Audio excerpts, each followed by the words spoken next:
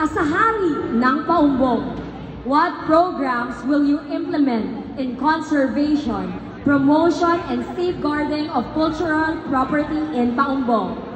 Bilang isang hari ng Paumbong, anong mga programa ang iyong ipapatupad sa pangangalaga, pagpapalaganap at pangangalaga ng ari-arian ng kultura sa Paumbong?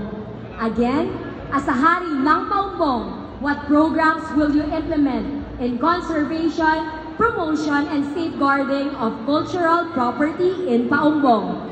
Bilang isang hari ng Paumbong, anong mga programa ang iyong ipapatupad sa pangangalaga, pagpapalaganap ng ari-arian ng kultura sa Paumbong?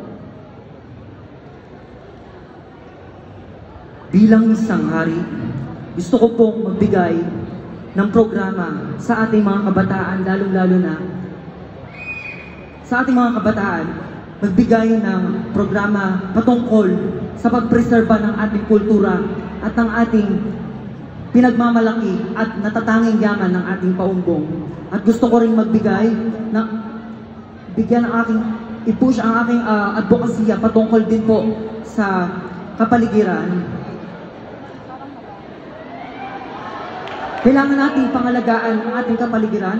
Gawin natin ang 3 R's, which are reduce, reuse, and recycle upang mapalaganap ang kalinisan ng ating bayan ng Paumbong. Maraming salamat.